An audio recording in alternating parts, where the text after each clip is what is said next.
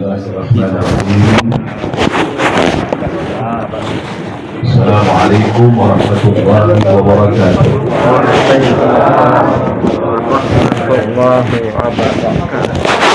Alhamdulillahirabbil alamin wa sallallahu ala umuri dunya wa din wa salatu wassalam ala asyrafil anbiya'i wal mursalin sayyidina wa maulana Muhammad wa ala alihi wa ashabihi wa man tabi'ahum bi ihsanin ila yaumiddin.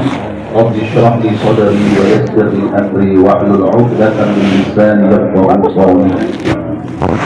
Qala Allah ta'ala a'udzu billahi minasy syaithanir rajim. Hajju ashhurun ma'lumat. Faman farada fihinna al-hajja fala rafatha wala fusuqa wala jidala fil hajj. Wa qala Rasulullah sallallahu alaihi wasallam al-hajjul mabrur laisa lahu jazaa'un illa al-jannah. Shadaqallahul 'azim. Yang kami muliakan dan kami hormati segera para alim ulama, para asatidz, yang mohon maaf mudah-mudahan tidak mengurangi rasa ta'zim dan hormat saya, walaupun nama-namanya tidak saya sebutkan satu persatu karena sudah banyak banget yang di dalam. Ada di antaranya ada ayahanda kami Ustaz Haji Rusdin Aning, ada di sini ada Ustaz Muhammad Haki Anton, ada juga di sana ada Ustaz Masyhur dan lain sebagainya. Mohon maaf sekali lagi tidak mengurangi hormat saya walaupun namanya tidak disebutkan satu persatu. Bapak-bapak, ibu-ibu, para jamaah sekalian, para tamu undangan yang berbahagia, dan insya Allah mudah-mudahan kita semuanya selalu diberkahi, dirahmati dan dimuliakan oleh Allah Subhanahu wa Ta'ala. Wabil khusus yang kami muliakan juga sahibul hajat yang sebentar lagi akan memenuhi undangan Allah Subhanahu wa Ta'ala, keluarga besar Bapak Mukhtar AM dan Ibu Faridah.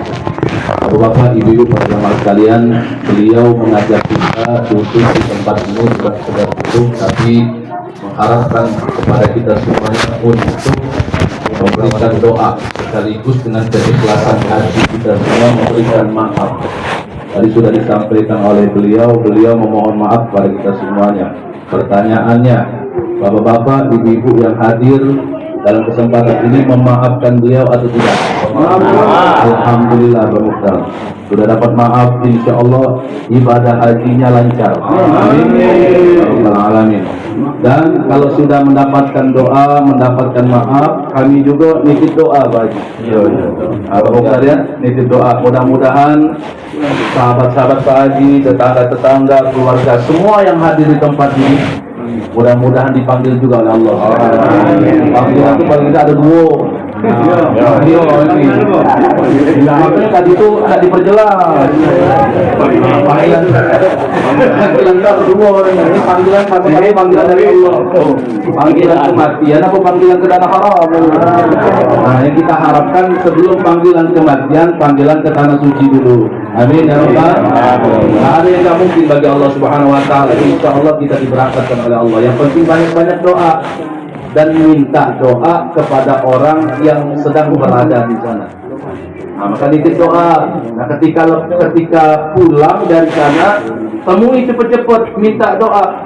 Karena kesunahan, salah satu kesunahan ya, minta doa itu bukan hanya pada saat mau berangkat, tapi setelah berangkat pun kita disunahkan untuk meminta doa. Bapak-bapak, ibu-ibu, para jamaah sekalian yang dimuliakan Allah Subhanahu wa Ta'ala, saja dengan tidak mengurangi rasa hormat kita di waktu yang sudah masuk waktu Isya, tapi bapak-bapak, ibu-ibu ya, saya cuma sekedar saran saja. Kalau dalam majelis seperti ini, tuntaskanlah dulu baru balik. Tuntaskanlah dulu baru balik, walaupun masuk waktu Isya. Kita ini kadang-kadang mohon maaf, baru belajar selembar dua lembar, baru baca dewe, baru selembar dua lembar, tidak berguru tadi. Nah ini kita sedang dalam keadaan majelis. Di dalamnya ada zikir, menyebut nama Nabi Muhammad SAW, dibacakan ayat-ayat suci Al-Quran beberapa kali tadi. Tadi Qori'nya sudah baca, surah Yasin juga sudah dibaca. Ya, terus dilanjutkan dengan ilmu, wasiat keagamaan seputar tentang haji. Ini majelis namanya. Jadi kalau sedang di dalam majelis, maka rukhsahnya adalah boleh menunda sholat, apalagi sholat isya. Ini waktunya tarakhi, muwassa'. Apa itu? Senggang waktunya, luas. Nah, jadi tuntaskanlah dulu baru balik. Atau yang paling menjancak yo-yoanian gitu ini. Aku tidak paham itu kadang-kadang. Mohon maaf baik, tidak kesentil bukan. Kalau tersinggung lah raso kelihatan. Yo, mohon maaf, di sini banyak ustaz-ustaz gaul. Tidak akan mungkin ustaz-ustaz di sini tidak paham. Lagi duduk di sini. Tidak perlu ada tempat ini. Nah, jadi tuntaskanlah karena kita diundang. Ya, nanti setelah lepas balik dari tempat ini, kita sudah mendapatkan doa juga, baru nanti pulang sholat isya. Ajak istrinya, ajak anaknya berjamaah. Istrinya sudah Pak Ustaz, tidak apa-apa, iadah. Diajak iadah, mengulang. Maka kita harus belajar fikih dari itu. Anaknya sudah sholat Pak Ustaz, ajak lagi iadah namanya, diulang lagi. Tidak apa-apa, tidak masalah. Hukumnya juga sunnah, ada dalilnya semuanya itu. Gampang kalau ada ilmunya. Bapak-bapak, ibu-ibu, para jamaah sekalian, Pak Mukhtar dan Ibu Farida, ini kami manggilnya bingung, Pak apa Yai ini ya? Yai. Makanya beliau umurnya di atas 70 tahun. Yai. Karena umur saya masih 34 tahun. Jadi kalau manggil beliau pakainya perasaannya Yai ini. Yai Mukhtar sama Yai ya berarti ya. Oh anaknya nak berangkat. Oh didampingi.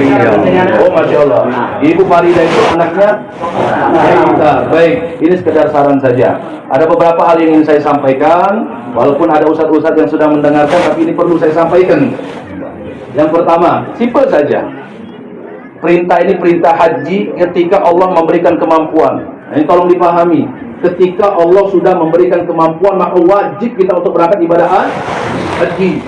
Nah, ada sebuah hadis yang disebutkan di situ diriwayatkan oleh Al-Imam Al-Baihaqi, walam yuhajju, kata Nabi SAW, siapa yang tidak melaksanakan ibadah haji, ya, falyamut, maka pilihlah mati dalam keadaan wa in syaa nasraniyan wa in syaa yahudi, atau kebalik gitu, yahudiyan atau nasraniyan. Pilihlah mati mau dalam keadaan Yahudi atau Nasrani, silakan pilih. Ketika Allah memberikan istitoah, kemampuan, jangan ditahan-tahan lagi Pak, metu pula. Ya, tanah bapak yang berapa hektar itu jual pula. Kalau ada. Iya kalau ada.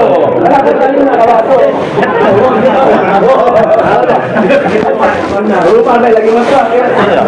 Belum ada kewajiban. Ketika sudah ada kewajiban di situ, ada istitoah, ada kemampuan, rumah sudah tidak ngontrak lagi, kendaraan alhamdulillah punya walaupun tidak terlalu mewah. Yang penting ada semua, ya anak semuanya sudah pada mampu dan lain sebagainya. Nah, ini ada harta yang tersimpan yang kita pakai itu nggak penting-penting amat kecuali untuk bisa beribadah haji pakai. Nah, bila perlu daftar yang kalau misalkan nggak mau nunggu, daftar percepatan ada kalau dapat porsi. Ada juga yang cepat namun mahal, namanya Puroda, itu di atas 300 juta tergantung masing-masing travelnya Pak. Jika ada duit, tidak ada duit, ini bahasa saya Pak ya, bahasa Bugis. Tidak ada duit, ya sudah nunggu sampai ada kemampuan yang Allah berikan. Artinya apa gini, Pak Mukhtar dan Ibu Farida, yang pertama yang saya sampaikan, tanamkan tauhid kita dengan baik, mantapkan. Kalau sudah dimantapkan tauhid kita, keyakinan kita, iman kita, nanti ketika di sana beribadahnya fokus saja. Nah, bagi yang ditinggalkan, yang keluarga yang ditinggalkan, tolong jangan ngerecoh. Jangan ganggu lagi. Kalau mau menghubungi, komunikasilah pada saat belum beribadah. Tidak sedang beribadah supaya mereka fokus. Ya Pak Mukhtar ya, Pak Mukhtar, Bu Farida, dan tidak usah memikirkan sesuatu yang sudah ditinggalkan. Harta bendanya, anaknya, ya cucunya, tinggalkan semua, lupakan sesaat, fokus dengan ibadah. Atau hewan peliharaannya kalau ada, Aduh. Ayam. Ini dah kaki kakak sampai di sana. Telepon. Inilah sore. Ada kambingnya. Ayam. Sudah masuk kandang belum ayam itu? Nah itu jangan lagi ditanya Pak. Jangan lagi, fokus saya ibadah. Khawatir Pak di sana. Nah lokal disembelih ini. Ayam aku oleh tetangga aku. Umpama itu. Nah, makanya nitip Pak. Nitip dengan Pak RT, ada Pak RT. Ada. Tolong ingonan aku itu Pak RT. Jangan sampai diambil uang itu. Tidak usah dipikirkan lagi. Fokus saja ibadah di sana. Ya. Ini sekedar masukan Pak. Sekedar masukan. Karena kalau sudah di sana, kita bisa mendapatkan nikmat ibadah kalau kita fokus ibadahnya. Fokus saja ibadahnya. Saya yakin kalau Pak Musa mudah-mudahan fokus ibadahnya. Ya? Kalau anak-anak muda seperti saya ini kadang-kadang 50-50, kadang fokus, kadang enggak. Apalagi kalau sudah nyekel HP, wah mulai nak bergaya-gaya di sana. Dikit-dikit foto, nggak apa-apa, nggak masalah. Kita jarang-jarang juga ke sana. Loh, usah kita cerewet-cerewet lah kalau ada orang yang foto-foto di sana. Kadang-kadang kita ini busuk hati, dengki, ujung-ujung sifat hasad itu muncul. Gara-gara ada orang yang memposting lagi sedang di Madinah, lagi sedang di Mekah. Gak apa-apa, dia sedang tahaddus bin nikmat, sedang mengekspresikan nikmat dari Allah Subhanahu Wa Taala, supaya menjadi motivasi bagi kita, supaya kita lebih giat lagi meminta kepada Allah. Nah, begitu caranya. Kalau kita hadirkan hati kita penuh hasad, kedengkian, ujung-ujungnya apa yang kita inginkan juga tidak dikabulkan oleh Allah Subhanahu Wa Taala. Hindarkanlah, bersihkanlah hati kita. Kalau melihat orang lagi posting begini, ya Allah, minta sebagaimana Engkau berikan nikmat kepada teman saya ini, tolong ya Allah, minta juga hamba ini supaya hamba bisa berangkat. Kan begitu enak. Kalau hatinya bersih. Yang kedua, Pak Ustaz, keadaan cuaca di sana, menurut pengalaman saya tinggal di sana, ya, saya dari 2013 sampai 2020 tinggal di sana. Jadi saya paham keadaan cuaca di sana. Kalau sudah masuk bulan Dzulhijjah, kalau sekarang masih standar 30-35 derajat. Panas juga itu. Di sana kalau sudah masuk bulan Dzulhijjah, tanya Buya kami, ya, Ustaz Rusli, kalau sudah masuk bulan Dzulhijjah, ini tergantung tahun-tahun. Itu sampai di atas 40 derajat. Kita paling panas 32 derajat sudah ngeliat ini. Di sana di atas 40 derajat. Di tahun 2016 itu Bapak Ibu sekalian, 2016 saya melakukan ibadah haji, gitu ya, sampai saya mau pingsan itu. Jadi yang repot jemaah saya, karena saya mau pingsan itu. 57 derajat pada saat itu. Nah, bukan main itu. 57 derajat. Tapi jangan khawatir, nggak usah dibuat takut. Bu, Bapak, Bu, Ibu.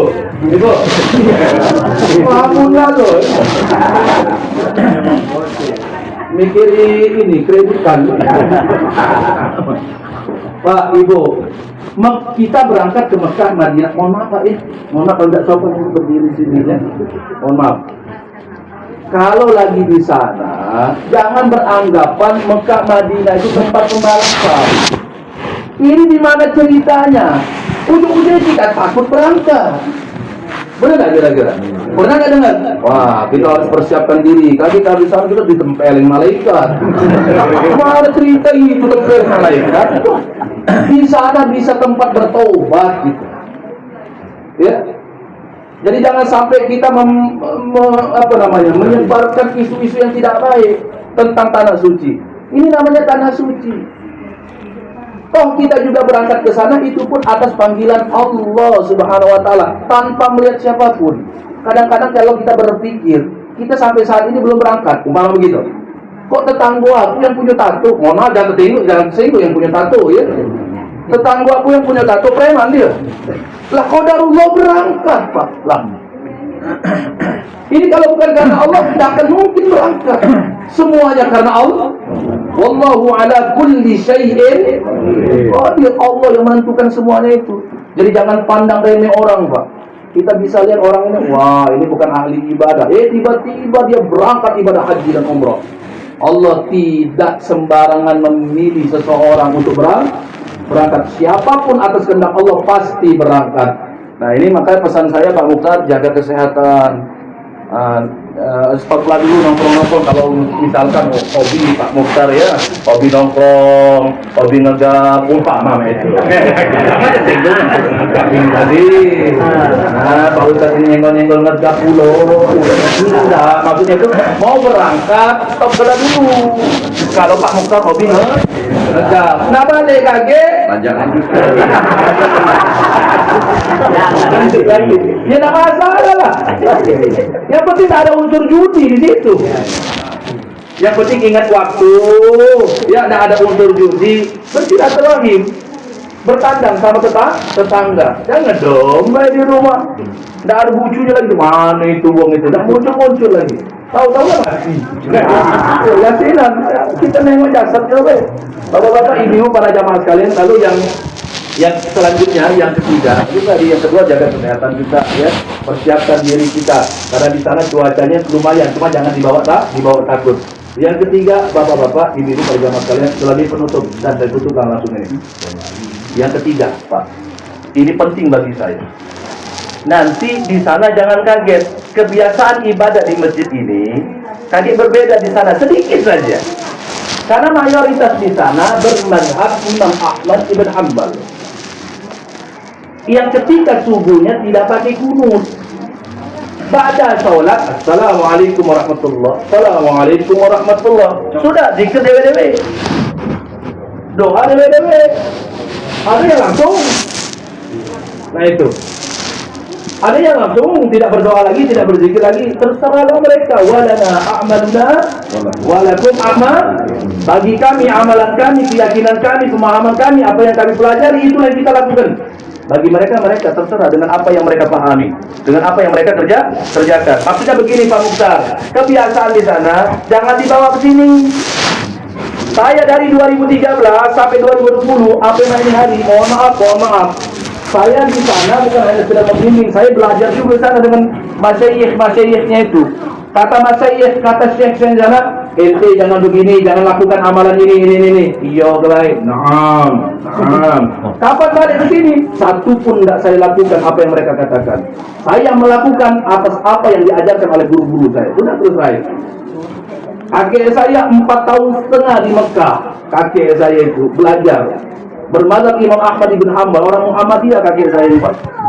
Kapan balik ke sini? Apa yang dia pakai prinsipnya? Di mana bumi dipijak, di situ langit Maksudnya apa? Kebiasaan di suatu tempat jangan diacak-acak, nanti ribut.